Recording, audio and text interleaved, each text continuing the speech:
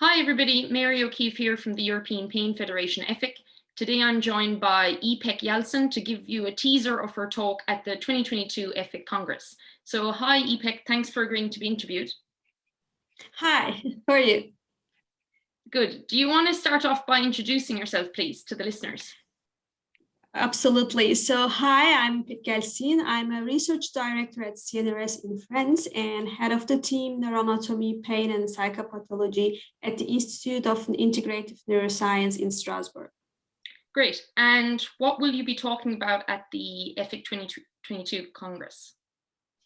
So over the past 2 decades, the prevalence of comorbid diseases has increased dramatically, reaching epidemic proportions in many countries. Among pathologies with high co-occurrence, chronic pain and mood disorders rank first with a 30 to 60% comorbidity rate. Last decade, several teams, including mine, we put a lot of efforts to understand the underlying mechanisms of this comorbidity using different animal models. So during my talk, after an overview of the state of the art, I will present recent molecular, electrophysiological, optogenetic, and behavioral evidences divulging the underlying mechanisms of the comorbidity of chronic pain and mood disorders, and I will highlight the critical role of specific brain circuits in the view of current literatures. Okay, and based on your work, so animal work and all the rest of your research, how much do you think we know about the reciprocal relationship between depression and pain?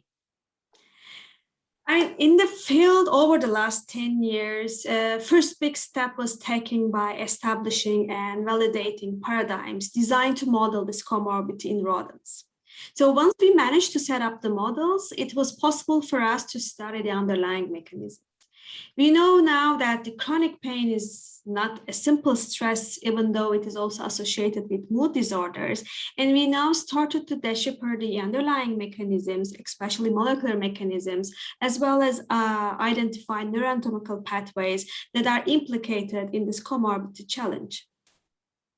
And based on what we now know, are we actually better at predicting and diagnosing depression? Because in treating people with pain, if we were better at doing that, it might help find new drug targets. If, for example, we were able to provide some biomarkers for researchers. Are we good at this, do you think, in the diagnosis and prediction?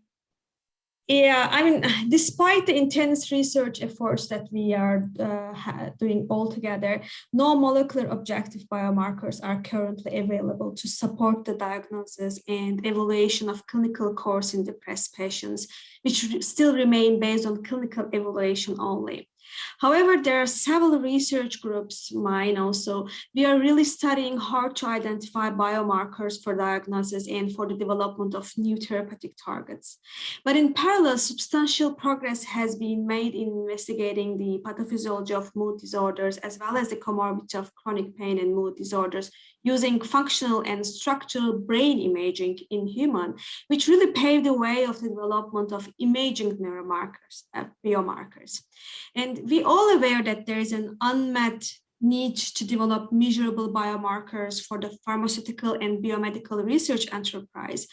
And for that reason, I'm very happy to announce that we recently built a consortium supported by H2020, in which Ipek is part also, which aims at identifying reliable and valid biomarkers that will be relevant to basic science, to clinical research, and also to the healthcare field. Great. Yes. So that's the HAPPY project. Yes, exactly. Yes. So when you mention novel treatment targets based on your work and the work of others, what type of treatments do you think might be possible? What type of treatments do you think we might be able to develop if we have better biomarkers? Unfortunately, so far, we don't have very specific treatments for this comorbidity. As you know, treating chronic pain and mood disorders is in an independent manner is challenging, but the comorbidity of these disorders is far more difficult. So what we are doing in the field is that we are adapting two different strategies. First concerns the optimization of the use of already existing treatments, pharmacological or non-pharmacological treatments. In the second part is that we try to validate new preclinical targets identified from our molecular studies and provide novel insight for using brain stimulation that we can find out by doing imaging and optogenetic studies. But so far we don't have the perfect candidate yet, but there's again an effort to find the new treatment strategies. Okay. You mentioned your molecular studies there. How do you go about understanding molecular mechanisms in depression? Because in humans, I guess we're limited. We can't really sample brain tissue. So how are you making progress in this area, or how do you think it should progress? Yeah, I mean, excellent question. Because understanding molecular mechanism is severely limited by the inability to sample brain tissues from living individuals. However, recent data suggests that there's a significant correlation between gene expression detected in the blood and brain. So all the studies comparing human blood samples with brain and peripheral samples from animal models are very valuable now. And I think they might help identify biomarkers for diagnosis and treatment. So we are trying to find biomarkers by sampling the blood, getting the blood samples from human. And I think it might really help us to find the perfect, at least valuable biomarkers.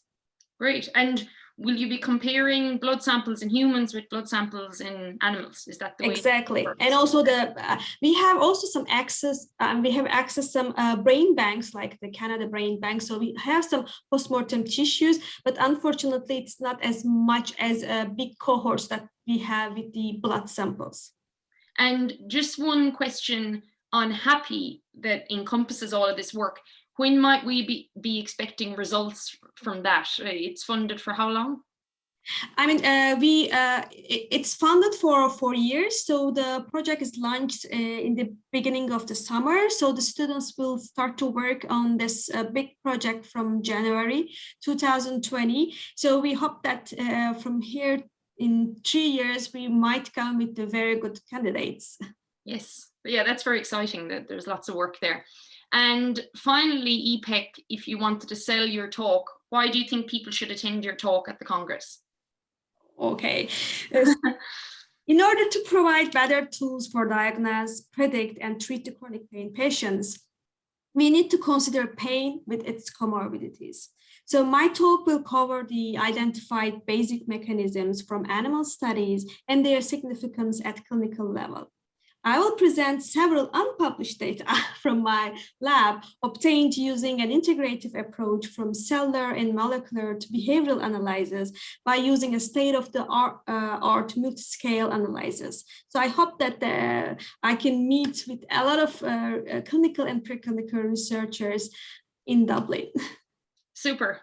Thanks, Ipek. So for those listening, if you want to join us for our next EFIC Congress in Dublin to see Ipek present and many others, the good news is tickets are now available for the Congress in April 2022.